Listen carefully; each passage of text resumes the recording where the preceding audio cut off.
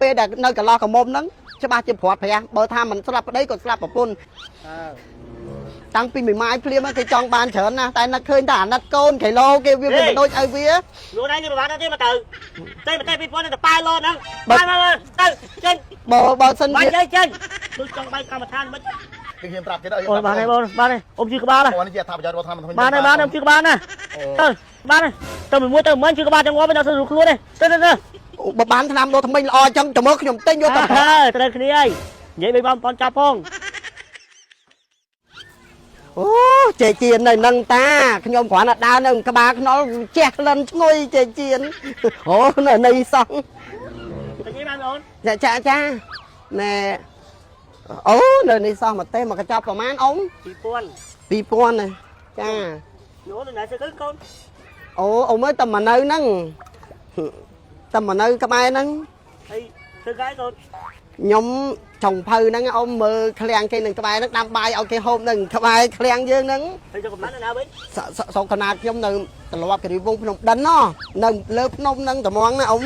ចានិយាយពីថាតាំងពីដើមមកខ្ញុំមិនដែរចេញពីស្រុកទេធ្វើការធ្លាប់ធ្វើការនៅតាមក្បែរផ្ទះហ្នឹងតែនឹកឃើញថាឥឡូវវាពិបាកនៅស្រុកស្រែហ្នឹងវាមិនដឹងจะធ្វើអីរកអីបើថាខ្ញុំម្នាក់ឯងវាមិនអីទេខ្ញុំមានកូននៅក្នុងបន្ទុកផងមានម្ដាយឪពុកផងនិយាយរួមពិបាកបើយើងមិនចេញមកបានអីហូបនៅហ្នឹងទាំងអស់គ្នាវិញឪពុកម្ដាយហ្នឹងឪពុកម្ដាយបង្កើតឲ្យឪពុកម្ដាយក្មេងទៀតណែខ្ញុំបញ្ញាទៅណាអ៊ំណែបញ្ញាដាំបាយឲ្យគេហូប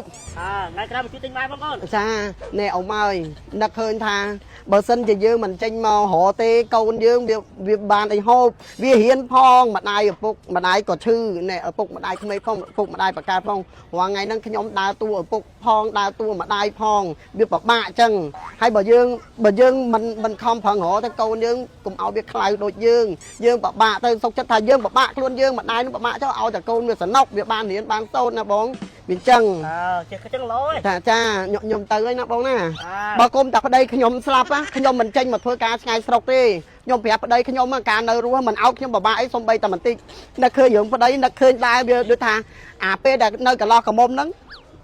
គេមើលគ្រូគេថាខ្ញុំពីរនាក់ហ្នឹងថ្ងៃខែវាមិនល្អ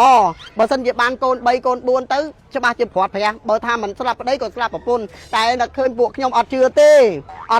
សុកចិត្តគេហៅថាជំនះអានេះគេហៅថាជំនះនឹងព្រំលិខិតយកគ្នាមានអីឥឡូវដល់ទៅពេលកូន3 4ស្លាប់មែនអញ្ចឹងបានថាអាហ្នឹងហើយដោយសារតែយើងស្រឡាញ់គ្នាយើងបកកាយអត់ជឿអានេះគេហៅថាអាគុំសមអាយុខ្ញុំប្រាប់ខ្ញុំនឹកឃើញរឿងហ្នឹងខ្ញុំនឹកអាណិតប្តីខ្ញុំតានឹកអាណិតគាត់បើខ្ញុំមិនបកាយមិនយកគាត់ក៏មិននេះដែរតែដោយសារតែយើងនឹកឃើញតែស្រឡាញ់គ្នាចេះតែទ្រាំទៅចឹងបានថាយើងមិនជឿក៏វាមិនកើតយើងជឿពេកក៏វាមិនកើតខ្ញុំលាអ៊ំឯងសិនហើយព្រោះណែអ៊ំឯងក៏រវល់ដែរតាំងពីមួយម៉ាយភ្លាមគេចង់បានច្រើនណាស់តែនឹកឃើញតែអាណិតកូនគីឡូគេវាមិនដូចឲ្យវាខ្លួនឯងប្រវត្តិទេមកទៅពីប៉ុនទៅប៉ែលោហ្នឹងតែវាទៅចេញបើសិនវាចេញខ្ញុំលាអញ្ចឹងទេដូចចង់បាយកម្មដ្ឋានមិនអ៊ំអើយមានទូអ៊ំខ្ញុំមកពីខាងក្រុមហ៊ុនថ្នាំថ្មីហ្វិនហ្វាងអ៊ំអីគេថ្នាំថ្មីហ្វិនហ្វាងអ៊ំលក់តែគ្រឿងទេសនេះអ៊ំមិនលក់ចឹងទេអូមែនតែចង់អ៊ំយកមកលក់បន្តឬក៏ចង់ចូលតំណែងចាយទេអ៊ំក៏ចង់ណែនាំអ៊ំស្គាល់ពីអត្ថប្រយោជន៍របស់ថ្នាំថ្មីហ្វិនហ្វាងនោះអ៊ំថ្ងៃណាមួយអ៊ំមានសុខភាពមាត់ថ្មីឈឺថ្មីពុកថ្មីតកៅស៊ីថ្មីទ្រឹស្ថ្មីឈាមចាញ់ថ្មីលឿនទីខ្មៅរដ្ឋាភិបាលចាយកាហ្វេផ្សេងគឺបញ្ហាក្លិនមាត់ដល់ហ្វុយមាត់អ៊ំណារីយកចិត្តគេដាក់ចិត្តយើងថានៅពេលដែលអ្នកណាម្នាក់មកនៅក្បែរយើងនិយាយមកកាន់យើងធំក្លិនមាត់ឬក៏ហ្វុយមាត់ទូទៅយើងមានអារម្មណ៍មិនខ្ញុំប្រាប់គេដែរអូបានហើយអ៊ំជឿក្បាលអូនេះជាអត្ថប្រយោជន៍របស់ថ្នាំថ្មីបានអ៊ំជឿក្បាលណាទៅចាំថ្ងៃណាអ៊ំចង់ទៅខ្ញុំអ៊ំទិញឆ្នាំថ្មីហ្វិនហ្វាងហ្នឹងអ៊ំមិនថាចង់ទិញប្រាប់ចង់យកលក់បន្តចូលចង់ចូលតំណែងចាយអ៊ំណាចំណាយតាមទុនតាមពេកទេឆាទៅពេកហ្វិនហ្វាងព្រីមៀអ៊ំណាអូបានហើយទៅមួយទៅមិនជឿក្បាលទាំងងាប់មិនដល់ស្រួលខ្លួនទេទៅមួយណាអ៊ំក៏ខាងថ្នាំថ្មីហ្វិនហ្វាងអត់ទេជឿក្បាលនេះស្រួលខ្លួនទេអើយអូពូស្អីគេកាន់ដៃហ្នឹងអូថ្នាំថ្មីហ្វិនហ្វាងចាខ្ញុំមកកធីញឲ្យក្រុមហ៊ុនថ្នាំថ្មីហ្វិនហ្វាងហ្នឹងអូអានេះបកែណាចាសម្រាប់បងប្អូនយើងដែលមានបញ្ហាសុខភាពមាត់ថ្មីចា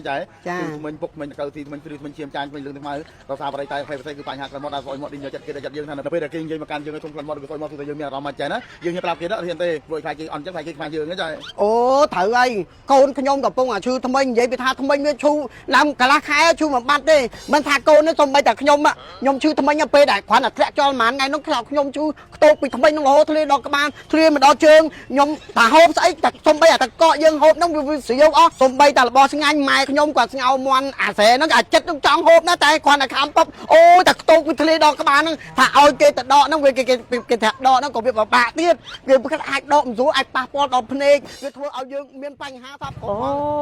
ជួបគ្នាគ្មានណាចាញ់ណាទេ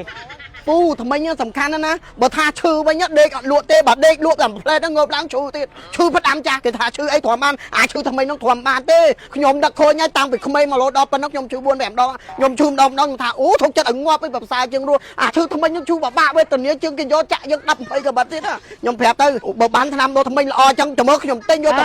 ត្រូវគ្នាហើយនិយាយបីបងបងចាប់ផង